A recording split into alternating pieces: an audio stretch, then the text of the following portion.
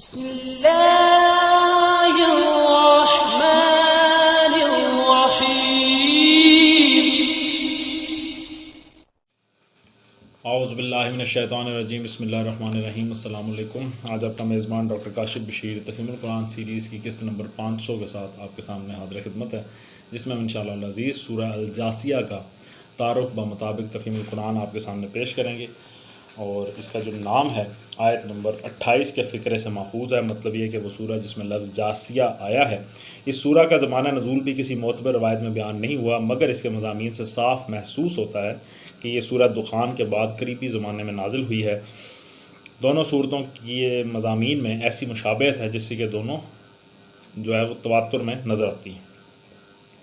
اس کا موضوع توحید و آخرت کے متعلق کفار مکہ کے شبہات و اعتراضات کا جواب دینا ہے، اور اس رویے پر ان کو متنبہ کرنا ہے جو انہوں نے قرآن کی دعوت کے مقابلے میں اختیار کر رکھا تھا۔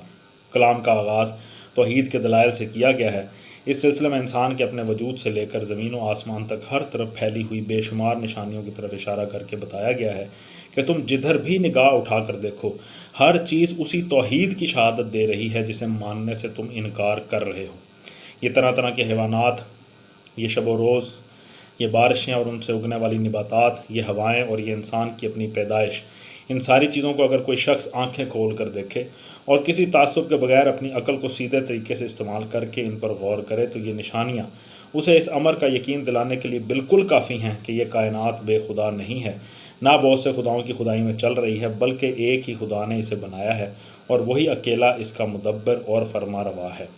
البتہ اس شخص کی بات دوسری ہے جو نہ ماننے کی قسم کھا کر بیٹھ گیا ہو یا شکوک و شبہات ہی میں پڑے رہنے کا فیصلہ کر چکا ہو۔ اسے دنیا میں کہیں سے بھی یقین و ایمان کی دولت حاصل نہیں ہو سکتی۔ آگے چل کر دوسرے رکوع کی ابتدا میں پھر فرمایا گیا ہے کہ انسان اس دنیا میں جتنی چیزوں سے کام لے رہا ہے اور جو بے حد و حساب اشیاء اور قوتیں اس کائنات میں اس کے مفاد کی خدمت کر رہی ہیں، وہ آپ سے آپ کہیں سے نہیں آ گئی ہیں، نہ دیویوں اور دیوتاؤں نے انہیں فراہم کیا ہے، بلکہ وہ ایک ہی خدا ہے جس نے یہ سب کچھ اپنے پاس سے اس کو بخشا ہے اور اس کے لیے مسخر کر دیا ہے۔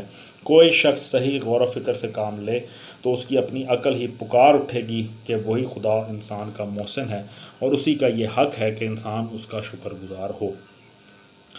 اس کے بعد کفار مکہ کو اس ہٹ دھرمی، استکبار، استہزاء اور اصرار علی الکفر پر سخت ملامت کی گئی ہے جس سے وہ قرآن کی دعوت کا مقابلہ کر رہے تھے، اور انہیں خبردار کیا گیا کہ یہ قرآن وہی نعمت لے کر آیا ہے جو پہلے بنی اسرائیل کو دی گئی تھی، جس کی بدولت وہ تمام اقوام عالم پر فضیلت کے مستحق ہوئے تھے۔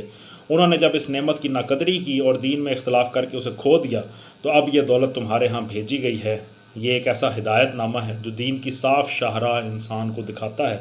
جو لوگ اپنی جہالت اور حماقت سے اس کو رد کریں گے وہ اپنی ہی تباہی کا سامان کریں گے، اور خدا کی تائید و رحمت کے مستحق صرف وہ لوگ ہوں گے جو اس کی پیروی قبول کر کے تقویٰ کی روش پر قائم ہو جائیں۔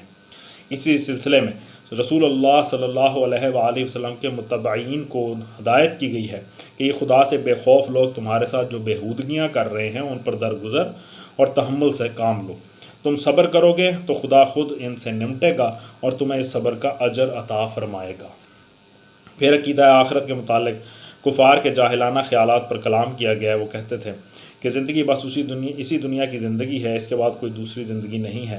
ہم گردش ایام سے بس اسی طرح مرتے ہیں جس طرح ایک گھڑی چلتے چلتے رک جائے۔ موت کے بعد کوئی روح باقی نہیں رہتی جسے قبض کیا جاتا ہو اور پھر کسی وقت دوبارہ لا کر انسانی جسم میں پھونک دیا جائے۔ اس چیز کا اگر تمہیں دعویٰ ہے تو ہمارے مرے ہوئے آباء و اجداد کو زندہ کر کے دکھاؤ۔ اس کے جواب میں اللہ تعالیٰ نے پے در پے چند دلائل ارشاد فرمائے ہیں۔ ایک یہ کہ تم یہ بات کسی علم کی بنا پر نہیں کہہ رہے، بلکہ محض گمان کی بنیاد پر اتنا بڑا حکم لگا بیٹھے ہو۔ کیا فی الواقع تمہیں یہ علم ہے کہ مرنے کے بعد کوئی دوسری زندگی نہیں ہے اور روحیں قبض نہیں کی جاتی بلکہ فنا ہو جاتی ہیں؟ دوسرے یہ کہ تمہارے اس دعوے کی بنیاد زیادہ سے زیادہ بس یہ ہے کہ تم نے کسی مرنے والے کو اٹھ کر دنیا میں آتے نہیں دیکھا۔ کیا یہ بات اتنا بڑا دعویٰ کر دینے کے لیے کافی ہے کہ مرنے والے بھی کبھی نہیں اٹھیں گے؟ کیا تمہارے تجربے اور مشاہدے میں کسی چیز کا نہ آنا یہ معنی رکھتا ہے کہ تمہیں اس چیز کے نہ ہونے کا علم حاصل ہے؟ تیسرے یہ کہ یہ بات سراسر عقل اور انصاف کے خلاف ہے کہ نیک اور بد، فرما بردار اور نافرمان، ظالم اور مظلوم آخرکار سب یکساں کر دیے جائیں، کسی بھلائی کا کوئی اچھا نتیجہ اور کسی برائی کا کوئی برا نتیجہ نہ نکلے، نہ کسی مظلوم کی داد رسی ہو، نہ کوئی ظالم اپنے کیے کی سزا پائے۔